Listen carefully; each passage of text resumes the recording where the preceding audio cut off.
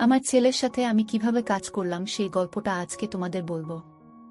আমি জানি এসব গল্প কেউ কখনো কাউকে বলে না, তবুও আমি বলবো। তাই ধৈর্য সহকারে গল্পটি শেষ পর্যন্ত দেখতে থাকা। আমি শিওর বলতে পারি সম্পূর্ণ গল্পটি শুনলে তোমাদের ফোঁটা ফোঁটা পানি বেরিয়ে যাবে। গীতেশ আনন্দমোহন কলেজের ছাত্র। তার বয়স 23 বছর। কলকাতাতে 4 বছর হোস্টেলে থেকে পড়াশোনা শেষ করে বর্তমানে একটা সরকারি চাকরি করছে। গত বছরই চাকরি পেয়েছে আর এবছর কলকাতায় ট্রান্সফার হয়েছে। মাঝে মাঝে বাড়ি আসত আর 3-4 দিন থেকে আবার ফিরে যেত। বাড়িতে গীতেশের মা অমলা দেবী থাকে। বছর 2 আগে গীতেশের বাবা মারা গেছে স্ট্রোক করে। গীতেশের পারিবারিক আয় ভালো নয়। গীতেশের বাবা একটা সরকারি চাকরি করত।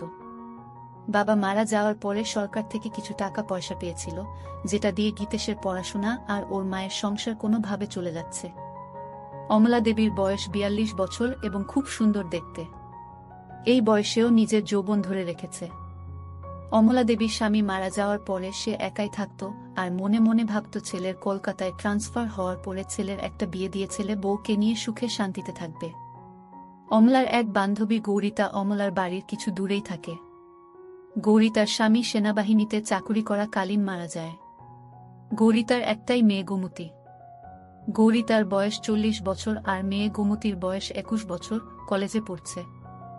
গৌরিতার আর্থিক অবস্থা অনেক ভালো, নিজেদের 2 তলা বাড়ি আছে। গৌরিতা অমলাকে বলেছে যে গীতেশের সাথে গোমতীর বিয়ে দিতে, কারণ গীতেশকে খুব পছন্দ গৌরিতার। গীতেশরা ভাড়া বাড়িতে থাকত। একটাই ঘর, রান্নাঘর আর বাথরুম। যেহেতু অমলা স্বামী মারা যাওয়ার পরে একাই থাকত, তাই কোনো অসুবিধে হয়নি, কিন্তু এবার গীতেশ ফিরে এলে একটা ঘরে কিভাবে চলবে সেটাই অমলা চিন্তা করছিল। তাই একদিন অমলা গৌরিতাকে এই কথাগুলো বলল। গৌরিতা সব শুনে বলল, অমলা তোকে তো আমি বলেছি গীতেশ কলকাতায় ট্রান্সফার হয়ে এলে এক শুভক্ষণ দেখে গীতেশ আর গোমতীর বিয়েটা দিয়ে দেব আর আমরা সবাই মিলে এই বাড়িতেই থাকব। এত বড় বাড়িতে শুধু আমরা 2জন মা মেয়ে থাকি, তোরাও এখানে চলে এলে সবাই মিলে আনন্দ করে থাকা যাবে। অমলা গৌরিতার কথা শুনে আনন্দে বলল, আমি ছেলে এলে ওর সাথে কথা বলে তোকে জানাব। কিছুদিনের মধ্যে গীতেশ ফোন করে জানালো যে শুক্রবার সে বাড়ি আসছে। প্রায় 6 মাস পরে গীতেশ বাড়ি ফিরছে বলে সেদিন অমলা ভালো ভালো রান্না করে রেখেছিল। তারপর স্নান করে একটা ভালো শাড়ি পরে ছেলের জন্য অধীর আগ্রহে অপেক্ষা করছিল। প্রায় 11টা নাগাদ গীতেশ বাড়ির সামনে এসে দরজায় কড়া নাড়ল। অমলা দরজা খুলে দেখল 3-4টা ব্যাগ হাতে আর কাঁধে নিয়ে গীতেশ হাসি মুখে দাঁড়িয়ে আছে। ঘরে এসে ব্যাগগুলো নামিয়ে মাকে জড়িয়ে ধরল গীতেশ। অমলাও গীতেশকে জড়িয়ে ধরে থাকল কিছুক্ষণ। তারপর ছেলের হাত থেকে নিজেকে ছাড়িয়ে অমলা বলল, অনেক বেলা হয়ে গেছে গীতেশ, যা স্নান করে নিয়ে আগে খেয়ে নে, তারপর না হয় ব্যাগগুলো থেকে সব বার করবি আর গল্প করা যাবে। গীতেশ বলল, ঠিক বলেছ মা, খিদেতে পেট জ্বলছে, আমি তাড়াতাড়ি স্নান করে আসছি, তুমি খাবার বাড়ো। এই বলে গীতেশ বাথরুমে চলে গেল। ভেতরে দেখল ওর মা ওর জন্য একটা হাফ প্যান্ট আর তোয়ালে রেখে দিয়েছে। তাই দেরি না করে ভালো করে স্নান করে গীতেশ হাফ প্যান্ট পরে খালি গায়ে বাইরে এসে দেখল মা খাবার বেড়ে মেঝেতে বসে আছে। গীতেশ মায়ের উল্টো দিকে বসে খেতে শুরু করল। খেতে খেতে মাকে দেখছিল গীতেশ আর মনে মনে ভাবল যে মাকে আগের থেকে যেন আরো সুন্দরী লাগছে। অমলা সেটা দেখে জিজ্ঞেস করল, কি এত দেখছিস গীতেশ? গীতেশ বলল, তোমায় দেখছি মা, তোমায় এই শাড়িতে খুব সুন্দর লাগছে। এটা কি নতুন শাড়ি? অমলা বলল, না রে, এটা পুরনো শাড়ি, তবে খুব কম পরেছি বলে এটা নতুনের মতো লাগছে। গীতেশ বলল, মা চাকরি তো আমি পেয়ে গেছি, এবার আর তোমার কোনো দুঃখ রাখব না। অমলা হেসে বলল, সে আমি জানি গীতেশ, আমি এখন অনেক নিশ্চিন্ত যে তুই এবার আমাদের 2জনের সংসার চালাতে পারবি। এই শুনে গীতেশ এসে বলল, সে আর বলতে না, আমার সুন্দরী মাকে আমি এবার থেকে সুখে রাখব। গীতেশের কথা শুনে অমলাও হেসে উঠল। এইভাবে কথা বলতে বলতে 2জনে খাওয়া শেষ করল। অমলা থালা বাসন নিয়ে রান্নাঘরে ধোয়ার জন্য চলে গেল। গীতেশ হাত মুখ ধুয়ে ঘরে এসে ব্যাগ থেকে জিনিসপত্র বার করতে শুরু করল। একবার রান্নাঘরের দিকে তাকিয়ে ব্যাগ থেকে 2টা বাংলা গল্পের বই তাড়াতাড়ি বের করে নিয়ে নিজের বইয়ের তাকে লুকিয়ে রাখল। কিছুক্ষণ পরে অমলা ঘরে এসে বিছানায় বসল। অমলা ছেলের সব জামা প্যান্ট একদিকে সরিয়ে রাখতে রাখতে বলল, তোর সব জামা তো পুরনো হয়ে গেছে, এবার কিছু নতুন কিনে নিস। গীতেশ বলল, ঠিক আছে মা, এই মাসের স্যালারি পেয়ে তোমার আর আমার জন্য নতুন কাপড় কিনব। তারপর গীতেশ সব জিনিস বিছানা থেকে সরিয়ে অমলার মুখোমুখি বসে গল্প করতে শুরু করল। অমলা বলল, গীতেশ, এখন তোর কিরকম লাগছে?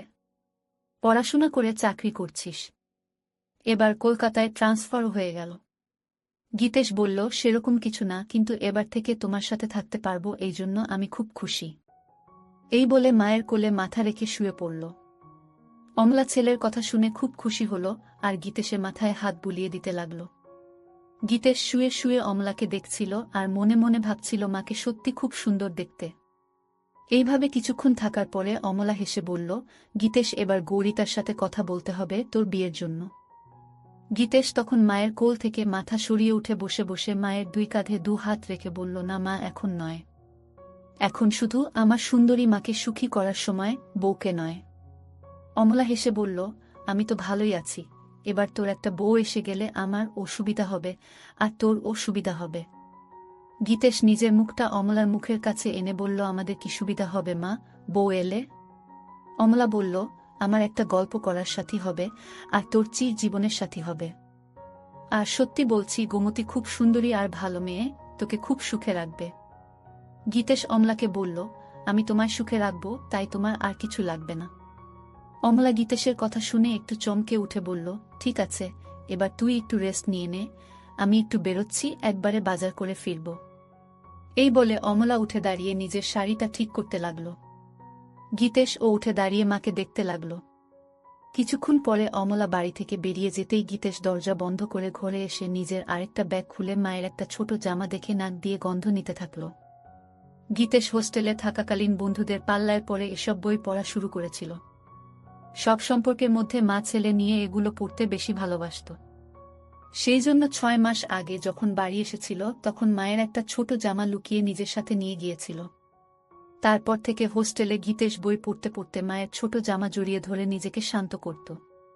যেহেতু খুব ক্লান্ত ছিল তাই মাকে চিন্তা করতে করতে কিছুক্ষণের জন্য ঘুমিয়ে পড়ল। তারপর কিছুক্ষণ পরে বাথরুম এগিয়ে পেচ্ছাপ করতে গিয়ে দেখল বাথরুমে মায়ের একটা ছোট জামা ঝোলানো আছে। অমলা তাড়াহুড়োয় সেটা সরিয়ে রাখতে ভুলে গিয়েছিল। গীতেশ পেচ্ছাপ করে ওটা নিজের নাকে শুকে বুঝল এটা মায়ের ব্যবহার করা। সেটা অমলা ধুতে ভুলে গেছে। গীতেশ অনেকক্ষণ সেইটা নাকে নিয়ে গন্ধ শুকতে লাগল।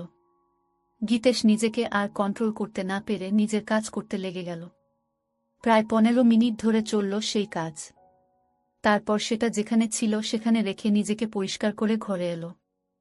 মনে মনে অপরাধ বোধ হচ্ছিল নিজের মাকে নিয়ে এরকম ভাবতে, কিন্তু ও এটাও বুঝতে পারল আজকে সব থেকে বেশি তৃপ্তি পেয়েছে। কিছুক্ষণ পরে গীতেশের পাপবোধ পরিবর্তন হল আর ভাবতে লাগল কিভাবে মাকে আরও কাছে পাওয়া যায়। এইসব ভাবতে ভাবতে সন্ধে হয়ে গেল আর ঠিক তখন দরজায় আওয়াজ হল। গীতেশ দরজা খুলে দেখল অমলা দাঁড়িয়ে আছে, দু হাতে দুটো বাজারের ব্যাগ নিয়ে। গীতের সঙ্গে সোজা মায়ের হাত থেকে ব্যাগ দুটো নিয়ে রান্নাঘরে রেখে এক গ্লাস জল নিয়ে অমলাকে দিল।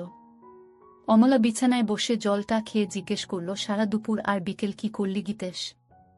একটু ঘুমিয়েছিলিস তো? হ্যাঁ মা, অল্প ঘুমিয়েছিলাম।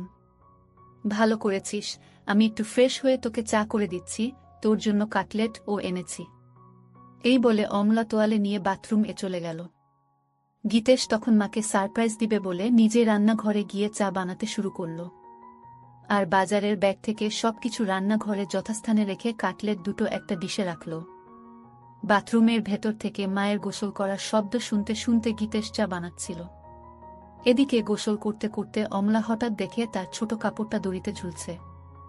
সঙ্গে সঙ্গে চমকে গেল আর মনে মনে ভাবল, সব কিছু ঠিক জায়গায় রেখে আসল জিনিসটাই বাথরুমে ফেলে গিয়েছিল। গীতেশ যে কি ভেবেছে কে জানে। নিজেকেই কিছুক্ষণ গালাগালি দিয়ে গোসল করে তোয়ালেটা দিয়ে নিজেকে জড়িয়ে অমলা বাথরুম থেকে ঘরে এসে দেখল গীতেশ একটা ট্রে 2 কাপ চা আর কাটলেট সাজিয়ে বসে আছে।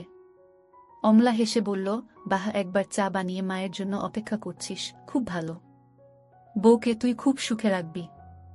এখন তো মাকে সুখী করি, তারপর অন্য কেউ। অমলা আলমারি থেকে একটা শাড়ি নিয়ে গীতেশকে বলল, আমি দরজাটা ভেজিয়ে দিয়ে রান্নাঘরে শাড়িটা পরে আসছি। গীতেশ এগিয়ে গিয়ে অমলার হাত ধরে বলল, তুমি এই ঘরে চেঞ্জ করে নাও, আমি রান্নাঘরে যাচ্ছি, তোমার হয়ে গেলে আমায় ডেকে নিও। এই বলে গীতেশ ঘরের দরজাটা ভেজিয়ে দিয়ে বাইরে অপেক্ষা করতে লাগল। ছেলের ব্যবহারে অমলা খুব খুশি হয়ে ঘরেই ড্রেস চেঞ্জ করতে লাগল। গীতেশ দরজাটায় একটু ফাঁকা রেখে ভেজিয়ে রেখেছিল, যাতে সেই ফাঁক দিয়ে ঘরের ভেতরটা দেখা যায়। গীতেশ দরজার ফাঁক থেকে চোখ রাখতেই ঘরের ভেতরের দৃশ্য দেখে অবাক হয়ে যায়। এদিকে অমলা ততক্ষণে শাড়িটাও পরে নিয়ে গীতেশকে ডাকল ঘরের ভেতরে আসার জন্য। গীতেশ মায়ের ডাক শুনে একটু চমকে গিয়ে ঘরের ভেতরে এলো এবং হঠাৎ খেয়াল করল ওটা শক্ত হয়ে দাঁড়িয়ে আছে। কোনোক্রমে এক হাত দিয়ে সামাল দিয়ে বিছানাতে বসল। অমলা তখন আয়নার সামনে দাঁড়িয়ে চুল আঁচড়াচ্ছিল, তাই ছেলের দিকে খেয়াল করেনি। গীতেশ অমলাকে ডাকল, এসো মা, চা আর কাটলেট ঠান্ডা হয়ে যাবে, খেয়ে নাও আগে। ঠিক আছে, চল খেয়ে নি। এই বলে বিছানায় এসে গীতেশের মুখোমুখি বসল। দুজনে একসাথে কাটলেট আর চা খেতে লাগল। বাহ গীতেশ, চাটা তো খুব ভালো বানিয়েছিস। তোমার ভালো লেগেছে মা? আমি হোস্টেলে মাঝে মাঝে নিজেই চা করে খেতাম। অমলা হেসে উঠে গীতেশের গালটা ধরে বলল, সত্যি ভালো হয়েছে, আমার ছেলে এখন নিজের খেয়াল নিজে রাখতে পারবে। গীতেশ ও তখন মায়ের গালটা ধরে বলল, তোমারও সব খেয়াল রাখবে তোমার ছেলে। দুজনেই একসাথে হেসে উঠল। আচ্ছা গীতেশ, তোর চাকরি শুরু কবে থেকে? আজ ২৮ তারিখ, পরের মাসের ৮ তারিখে অফিস জয়েন করতে হবে। একটা কথা বলার ছিল। কি কথা মা, বলো। গৌরিতাকে তোর মনে আছে? গৌরিতা মাসি কেন মনে রাখবো না মা, আমায় এত ভালোবাসে। সেটা জানি, তোকে ভালোবাসে বলেই একটা প্রস্তাব রেখেছে। কি প্রস্তাব? গৌরিতা তোর সাথে গোমতীর বিয়ে দিতে চায়।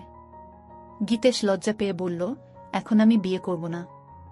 গৌরিতা বলেছে গোমতীর সাথে তোর বিয়ে হবার পরে আমরা সবাই ওর বাড়িতে থাকব। আমি বলেছি যে গীতেশের সাথে কথা বলে জানাবো। তুই কি বলিস এ ব্যাপারে? বিয়ের ব্যাপারটায় আমায় একটু সময় দাও। বুঝলাম ছেলে লজ্জা করছে, ঠিক আছে, তুই সময় নিয়ে চিন্তা করে আমায় জানাস। কিন্তু আমাদের ঘরটা খুব ছোট দুজনের জন্য। আগে তুই ছোট ছিলিস তাই কোনো মতে চলে যেত, কিন্তু এখন তুই বড় হয়ে গেছিস। এমন কিছু ছোট নয় আমাদের ঘর, আমাদের দুজনের জন্য যথেষ্ট। কিন্তু তোর অসুবিধে হবে, আমি যখন কাপড় চেঞ্জ করব তখন তোকে বাইরে অপেক্ষা করতে হবে, এছাড়াও এই একটা বিছানায় দুজনের হবে না। গীতেশ অমলার কথা শুনে মনে মনে বলল, আমি তো চাই তুমি ঘরে কাপড় ছাড়বে, আর আমি দরজার ফাঁক দিয়ে তোমার দেখব। অমলা গীতেশের দিকে তাকিয়ে বলল, কি ভাবছিস এত? কি করবি সেটা তো বল। গীতেশ সঙ্গে সঙ্গে বলল, না কিছু ভাবছিলাম না, তবে এখন ওখানে যাব না, কিছুদিন চাকরি করে স্যালারি জমিয়ে তারপর না হয় যাওয়া যেতে পারে। ঠিক আছে, তোর যেটা ভালো মনে হয় সেটাই হবে। ঠিক আছে, তুই টিভি দেখ, আমি রাতের রান্নাটা করে নি। এই বলে অমলা চায়ের ট্রেটা নিয়ে রান্নাঘরে চলে গেল। গীতেশ টিভি দেখতে লাগলো, কিন্তু ভালো লাগছিল না। তাই গীতেশ রান্নাঘরে গিয়ে দেখল মা এক মনে গুনগুন করে গান গাইতে গাইতে রান্না করছিল।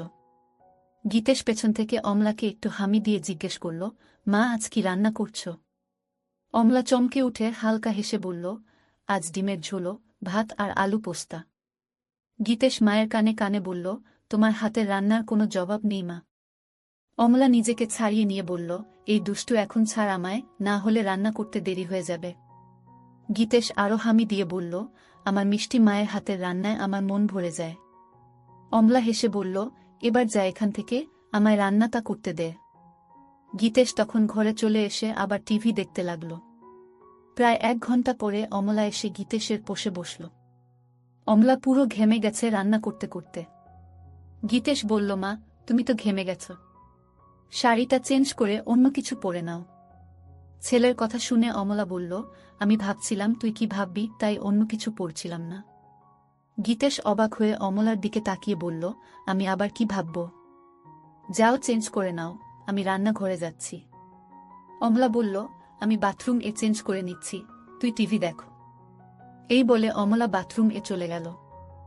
গীতেশ মনে মনে ভাবল, আরেকটা সুযোগ নষ্ট হলো মাকে ওভাবে দেখার। অমলা বাথরুমে গিয়ে নিজের গা ধুতে ধুতে রান্নাঘরে গীতেশের ওইরকম ভাবে জড়িয়ে ধরার কথা ভাবতে লাগল। মনে মনে ভাবছিল, গীতেশ কি তাহলে ইচ্ছে করে ওসব করছিল না, এটা হঠাৎ হয়েছিল।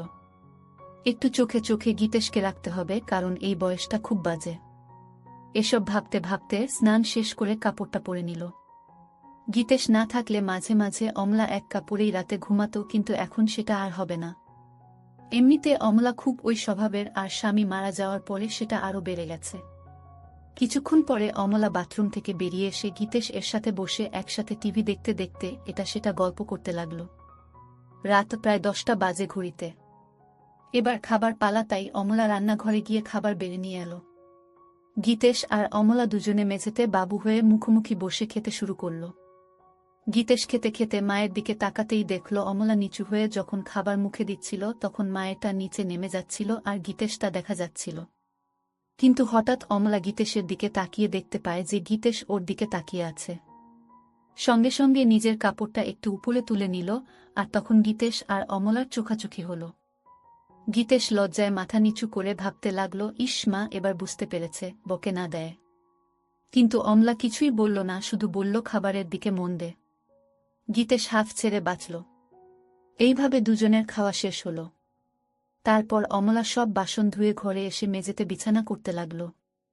সেটা দেখে গীতেশ জিজ্ঞেস করল, মা তুমি কি নিচে শুবে? হ্যাঁ রে, বিছানায় দুজনের অসুবিধে হবে। গীতেশ সঙ্গে সঙ্গে অমলার হাত থেকে সবকিছু কেড়ে বিছানায় রেখে বলল, এই খাটে আমাদের দুজনের ভালো মতো হয়ে যাবে, তাই তুমি চিন্তা করো না। অমলা কিছু একটা বলতে যাচ্ছিল কিন্তু গীতেশের জেদে মুখে আর কিছু বলল না। কিছুক্ষণ পরে লাইট অফ করে দুজনে শুয়ে পড়ল। গীতেশ ক্লান্ত ছিল তাই কিছুক্ষণের মধ্যে ঘুমিয়ে পড়ল। অমলা শুয়ে শুয়ে সারা দিনের কথা ভাবতে লাগল। বিশেষ করে রাতে ছেলে যেভাবে এক দৃষ্টিতে তার দিকে তাকিয়েছিল। ভাবতে ভাবতে একটু তুরা হয়ে পড়ল। মনে মনে চিন্তা করল যে এবার থেকে গীতেশের সবকিছু ভালোমতো লক্ষ্য করতে হবে। এসব ভাবতে ভাবতে অমলা ঘুমিয়ে পড়ল। চিরকাল খুব সকাল সকাল ঘুম থেকে ওঠা অমলার অভ্যাস। অমলা ঘুম থেকে উঠে গীতেশের দিকে তাকিয়ে দেখল গীতেশ গভীর ঘুমে আচ্ছন্ন। একটু নিচের দিকে তাকাতে দেখল গীতেশের হাফ প্যান্ট তাবু হয়ে গেছে। সেটা দেখে অমলা মনে মনে ভাবল ছেলে এমন কিছু স্বপ্ন দেখছে যাতে তাবু হয়ে গেছে। তারপর নিজের মনে হাসতে হাসতে বাথরুমে চলে গেল। তারপর রান্না করে নিজে স্নান করে শাড়ি পরে চায়ের কাপ হাতে নিয়ে গীতেশকে ডাকল। গীতেশ ঘুম থেকে উঠে দেখল মা চায়ের কাপ হাতে দাঁড়িয়ে আছে একটা সুন্দর শাড়ি পরে। কটা বাজে মা? এত সকালে তোমার স্নান হয়ে গেছে? 10টা বাজছে, আমায় একটু গৌরিতার সাথে বেরোতে হবে। তোর জন্য রান্না করা আছে, দুপুরে স্নান করে খেয়ে নিস। সন্ধেবেলায় আবার দেখা হবে। ঠিক আছে মা, তুমি চিন্তা করো না। কাল তো রবিবার, কেন কোথাও বেরোবি নাকি? গীতেশ অমলার হাত থেকে কাপটা নিয়ে টেবিলে রেখে অমলাকে ধরে একটা পাপ্পা দিয়ে বলল, দেখি কি প্ল্যান করা যায়। অমলা নিজেকে ছাড়াবার চেষ্টা করে বলল, আবার দুষ্টুমি হচ্ছে, আমার শাড়ি নষ্ট হয়ে যাবে, এখন ছাড় আমায়, পরে জড়িয়ে ধরার অনেক সময় পাবি। তোমায় ছাড়তে ইচ্ছে করছে না মা। এই বলে আবার অমলাকে ধরে গীতেশ আর মায়ের শরীরের কোমলতা অনুভব করতে থাকে। অমলার ও ভালো লাগছিল কিন্তু ওর দেরি হয়ে যাবে তাই জোরে করে গীতেশকে সরিয়ে দিয়ে বলল, আমি এবার আসি, বুঝলি, না হলে দেরি হয়ে যাবে, তুই সময় মতো খেয়ে নিস। ঠিক আছে মা, তুমি একদম চিন্তা করো না, সাবধানে যেও। এরপরে অমলা নিজের শাড়িটা ঠিক করে গীতেশের দিকে একটা হাসি দিয়ে ঘরে থেকে বেরিয়ে গেল। গীতেশ দরজা বন্ধ করে ঘরে এসে চা খেতে খেতে চিন্তা করল কি করবে সারাদিন। কিছুক্ষণ বসার পরে আলমারিটা খুলে মায়ের ছোট কাপড়গুলো বের করে বিছানায় রাখল। দেখল সেগুলো অনেক পুরনো হয়ে গেছে। কিছুক্ষণ নাক দিয়ে সবগুলো শুকে আবার যথাস্থানে রেখে দিয়ে আলমারিটা বন্ধ করে দিল গীতেশ। তারপর গীতেশ ঘরটা আর রান্নাঘরটা পরিষ্কার করল। গীতেশ মনে মনে একটা মতলব করল কি করে মাকে প্রতিদিন ওভাবে দেখা যায়, কারণ শাড়ি চেঞ্জ করার সময় বেশিক্ষণ দেখা যায় না। তাই ভাবল বাথরুমে একটা ফুটো করতে পারলে স্নান করাটা ভালো মতো দেখতে পাবে। একটা হাতুড়ি আর পেরেক নিয়ে বাথরুমের দরজায় গীতেশ একটা ফুটো করে দিয়ে দেখল যে ফুটোটা একদম সঠিক জায়গায় হয়েছে, যেখান থেকে ভেতরের দৃশ্য ভালোভাবে দেখা যাবে। তারপর স্নান করে খেয়ে নিয়ে একটু ঘুমোতে গেল গীতেশ। ঘুম থেকে উঠে দেখল যে সন্ধে হয়ে গেছে আর অমলার আসার সময় হয়ে গেছে। কিছুক্ষণের মধ্যে দরজায় আওয়াজ শুনে গীতেশ দরজা খুলে দিয়ে দেখল অমলা এসেছে। ভেতরে এসে অমলা বলল, গীতেশ দুপুরে খেয়েছিলিস তো? হ্যাঁ মা, খেয়েছিলাম। তোমার দিনটা কেমন কাটল? অমলা বিছানায় বসে ফ্যানের হাওয়া খেতে খেতে হেসে বলল, আমার আবার দিন কেমন কাটবে, যেরকম কাটার সেরকম কেটেছে। তুমি যাও বাথরুমে ফ্রেশ হয়ে এসো, আমি চা বানাচ্ছি। অমলা সেটা শুনে বাথরুম চলে গেল আর গীতেশ ও রান্নাঘরে চলে গেল। অমলা বাথরুমের দরজা বন্ধ করতেই গীতেশ দরজার ফুটোয় চোখ রাখল। গীতেশ শুধু দেখল লাগলো নিজের মাকে, আর এক হাত দিয়ে কাজ করতে লাগলো। এদিকে গ্যাসে জল গরম হয়ে ফুটছে, তাই তাড়াতাড়ি চা বানানোতে মন দিল। কিন্তু কিছুতেই নিজের মন থেকে মায়ের সেই রূপটা মুছতে পারল না। কিছুক্ষণ পরে গীতেশের চা বানানো শেষ হলো। এদিকে অমলার স্নান হয়ে গেছে, আর অমলা বাইরে এলো। ঘরে গিয়ে অমলা চুল আঁচড়াতে লাগলো, আর গীতেশ চা নিয়ে এসে বিছানায় বসে অমলাকে দেখছিল। অমলা আয়নায় সেটা দেখে গীতেশকে জিজ্ঞেস করল, সারাদিন কি করলি? রান্নাঘর পরিষ্কার করলাম। আর মনে মনে বলল, বাথরুম ফুটো করলাম তোমায় দেখব বলে। অমলা চায়ের কাপটা হাতে নিয়ে রান্নাঘরে গিয়ে দেখল ছেলে সব ভালোভাবে পরিষ্কার করেছে, আর তারপর ঘরে এসে এদিক ওদিক দেখে বলল, বাবা তুই তো সব পরিষ্কার করে দিয়েছিস, আমার লক্ষ্মী ছেলে। এই বলে চায়ের কাপটা টেবিলে রেখে 2 হাত বাড়িয়ে বলল, আমার লক্ষ্মী ছেলে, আয় আমার কাছে। গীতের সঙ্গে সঙ্গে অমলার কাছে ছুটে গেল।